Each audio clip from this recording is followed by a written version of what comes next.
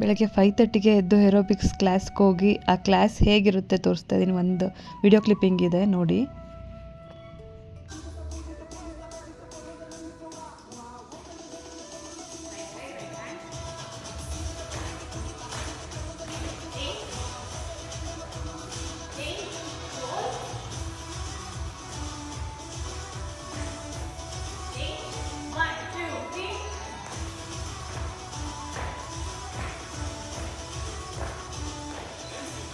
ಏರೋಬಿಕ್ಸಿಂದ ಬಂದಮೇಲೆ ಟೈಮ್ ಇರುತ್ತಲ್ಲ ಅಂತ ಹೊರಗಡೆ ಗುಡಿಸಿ ಹಾಗೆ ರಂಗೋಲಿ ಹಾಕೋಣ ಅಂತ ಹಾಕ್ತಾಯಿದ್ದೀನಿ.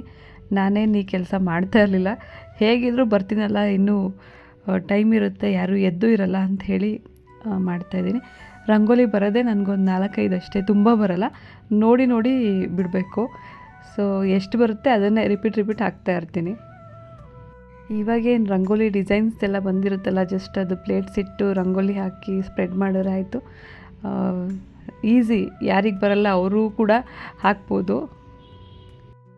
ಬೆಳಗ್ಗೆ ಫುಲ್ ಹೈಪರ್ ಆ್ಯಕ್ಟಿವ್ ಆಗಿರ್ತೀನಿ, ಅದು ಇದು ಅಂತ ಓಡಾಡ್ಕೊಂಡು ಕೆಲಸ ಮಾಡ್ಕೊಂಡು ಖುಷಿಯಾಗಿರ್ತೀನಿ. ಬಟ್ ಸಂಜೆ ಆಗ್ತಾ ಎನರ್ಜಿ ಡೌನ್ ಆಗ್ತಿರುತ್ತೆ, ಟಯರ್ಡ್ನೆಸ್ ಫೀಲ್ ಆಗ್ತಾ ಇರುತ್ತೆ. ಸೊ ಆವಾಗ ನಾನು ಕಿಚಾಡೋದು, ರೇಗಾಡೋದು ಮಾಡ್ತಾಯಿರ್ತೀನಿ. ಬೇಗ ಮಲ್ಕೊಂಡ್ರೆ ಮತ್ತೆ ಬೇಗ ಎದ್ದು ಮತ್ತೆ ಕೆಲಸ ಮಾಡ್ಕೊಳ್ಳೋಕೆ ಸರಿ ಹೋಗುತ್ತೆ ಅಂತ ಹೇಳಿ.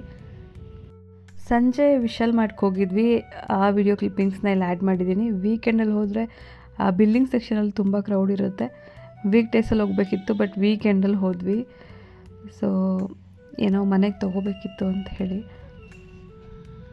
ಏನು ಮನೆಗೆ ಬೇಕು, ಏನು ತೊಗೊಳಕ್ಕೆ ಹೋಗಿದ್ದೀವಿ ಅದಷ್ಟೇ ತೊಗೋಬೇಕು. ಸುಮ್ಮನೆ ಡಿಸ್ಟ್ರ್ಯಾಕ್ಟ್ ಆಗಿ ಸಿಕ್ಕಿದ್ದನ್ನೆಲ್ಲ ತೊಗೊಳಕ್ಕೆ ಹೋದರೆ ಅಷ್ಟೇ. ಕಷ್ಟಪಟ್ಟು ದುಡಿತಾ ಇರ್ತೀವಿ, ದುಡಿಯೋ ಟೈಮಲ್ಲಿ ಚೆನ್ನಾಗಿ ಸೇವ್ ಮಾಡಿ ಇಟ್ಕೊಂಡ್ರೆ ಫ್ಯೂಚರಲ್ಲಿ ಅಟ್ಲೀಸ್ಟ್ ಸ್ವಲ್ಪ ಅದು ನಮ್ಮನ್ನು ಕಾಪಾಡುತ್ತೆ. ಎಲ್ಲ ಸುಮ್ಮನೆ ಬರುತ್ತೆ ಅಂತೇಳಿ ಇಷ್ಟ ಬಂದಂಗೆ ಖರ್ಚು ಮಾಡಿಕೊಂಡು ಸಿಕ್ಕಿದ್ದೆಲ್ಲ ತೊಗೊಂಡು ಆಟಾಡ್ಕೊಂಡು ಹೋದರೆ ಆಮೇಲೆ ಫ್ಯೂಚರಲ್ಲಿ ಕಷ್ಟ ಆಗುತ್ತೆ. ನೆಸೆಸರಿ ಇರೋ ಥಿಂಗ್ಸ್ನ ತೊಗೋಬೇಕು, ಅನ್ನೆಸೆಸರಿ ಥಿಂಗ್ಸ್ನ ತೊಗೊಳಕ್ಕೆ ಹೋಗಬಾರ್ದು. ವಿಶಾಲ್ ಮಾರ್ಟಲ್ಲಿ ಸ್ವಲ್ಪ ರೀಸನಬಲ್ ಇರುತ್ತೆ ಪ್ರೈಸು, ಆ್ಯಂಡ್ ಮನೆಗೆ ಏನೇನು ಬೇಕು ಎಲ್ಲ ಸಿಗುತ್ತೆ.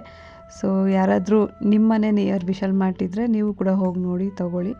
ಸೊ ಸುಮ್ಮನೆ ಜಸ್ಟ್ ಹೇಗಿದ್ದರೂ ಹೋಗಿದ್ವಲ್ಲ ಅಂತ 1-2 ಕ್ಲಿಪ್ಪಿಂಗ್ಸ್ನ ಇಲ್ಲಿ ಆ್ಯಡ್ ಮಾಡಿದ್ದೀನಿ ಅಷ್ಟೇ. Thank you. ಇವತ್ತಿನ ಲಾಗ್ ಇದಾಗಿತ್ತು, ಮತ್ತೆ ನಾಳೆ ಸಿಗ್ತೀನಿ. Thank you for watching. ಹೀಗೆ ಸಪೋರ್ಟ್ ಮಾಡ್ತಾಯಿರಿ.